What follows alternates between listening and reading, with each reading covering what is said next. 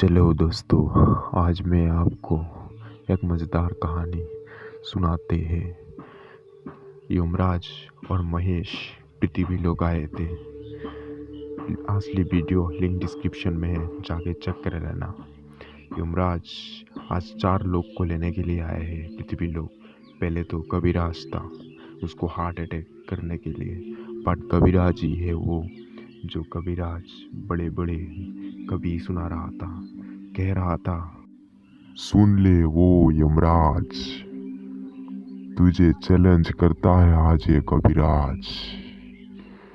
तू मुझे लेने आया है आज, पर मुझे गुण है मुझे अपनी कवि पर नाश। ये बात यमराज को सुनकर बड़ी हैरान हुई कि इसे कैसे पता चला कि आज हम इसको लेने आए हैं। तभी कबीराज और एक मज़ेदार कवि सुनाता है, कहता है, सुन ले यमराज, तू तेरा ख्याल रख, मैं आ रहा हूँ तुझसे मिलने के लिए, तू खुद को संभाल यमराज। यह शायरी सुनकर यमराज को बड़ी ही गुस्सा आया और उस कबीराज को हार्ट अटैक मौत देकर उसको, उसकी आत्मा को, उसकी महेश को दे दिया। अब वो दूसरा आदमी के पास जाना चाहता है और दूसरा एजेंट है। अब उसको मारने के लिए यमराज जा रहे हैं, जिसको मारने के लिए स्वयं यमराज आ रहे हैं।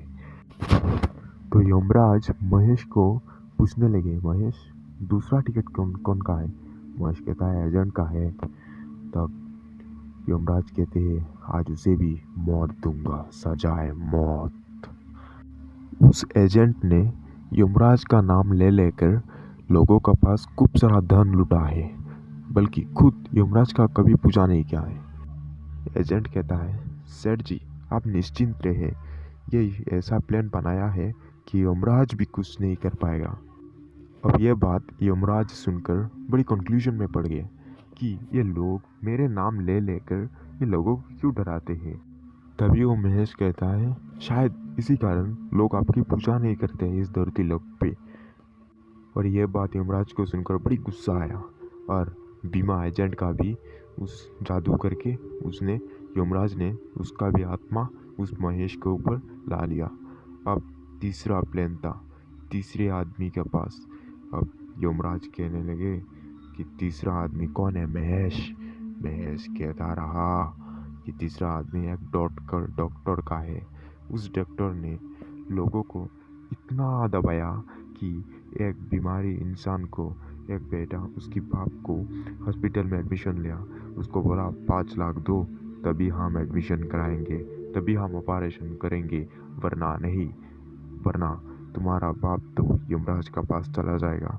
तुम क्या करोगे? भले ही अब गरीब इंसान सोचता है, कहने लगता है डॉक्टर को, ऐसा मत करो सर, हमारा पास इतना पैसा नहीं है, हम आपको कैसे पैसे देंगे इतने सारे, और वो भी 5 लाख पैसा।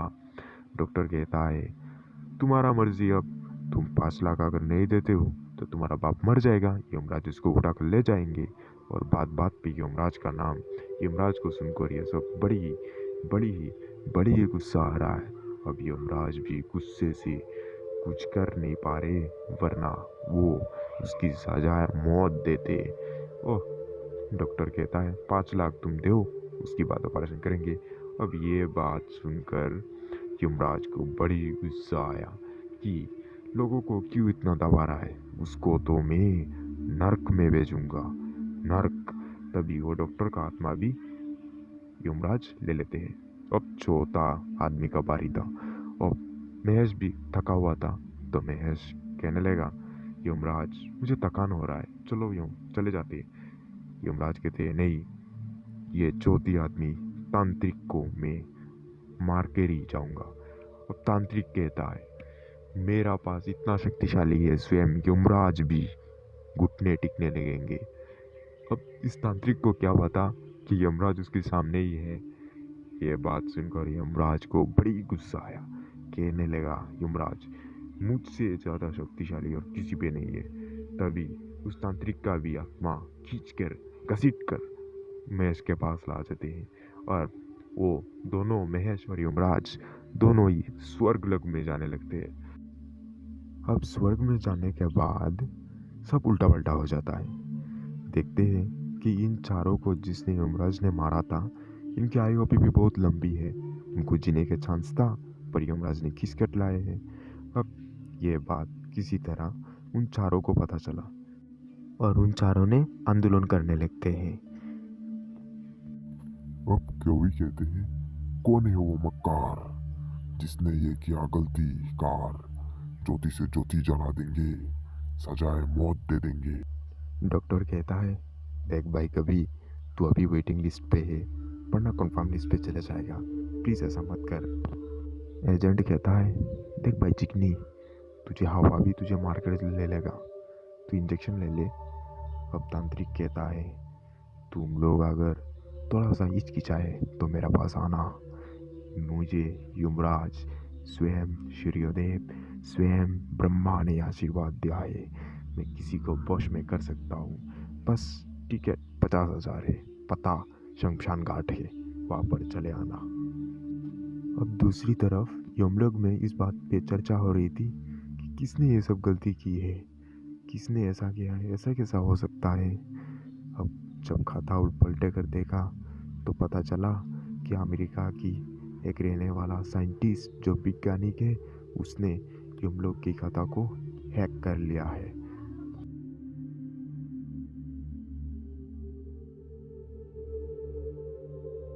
अब यमराज बड़ी ही परेशान में था। यमराज पंडित को कहने लगा, पंडित अब मैं क्या करूं, आप कोई तो एक उपाय है, बता दो। पंडित कहने लगा, पहले तो उन चारों को तुम पहले आज़ाद करो। तब यमराज पृथ्वी लोक फिर से रुहाना हो जाता है और मृत्यु लोक में पृथ्वी के आने के बाद उन चारों को अपना आत्मा, अपना सोल दे देता है। देने के बाद जो आदमी उनके रो रहे थे, अब वो हंसने लगे। जब देखा कि उनके अपनों ठीक हो गए, तब वो लोग रो रहे। अब महेश और यमराज फिर से यमलोक आए और आने के बाद यमराज कहने लगा, पंडित, मैं तो अब उच्च संख्या वैज्ञानिक को चढ़ूंगा नहीं, सजाए मौत दूंगा उसे। पंडित, तुम चलो अभी अभी जाते हैं उच्च संख्या वैज्ञानिक को मारने के लिए। उसको मारेंगे नहीं, तड़प तड़प तड़प तड़प कर सजाए देंगे। प्रभु पहले तो आप जाओ, आप और महेश चले जाओ और वहाँ लो। अब यमराज उसकी रूप बदल कर और महेश उसकी रूप बदल कर पृथ्वी लोक जाने लगे नक्शा लेकर। पहले तो जब धरती लोक में आए तो उस अमेरिका की निवासी जहाँ रहता था वहाँ पर आया है। अब यमराज और महेश जंगलों में जाने के बाद जंगलों में पहले तो सिक्योरिटी से बचने चुप चुप कर भाग कर उस लैब के पास गए। लैब के पास जाने के बाद उस गार्ड ने देख लिया।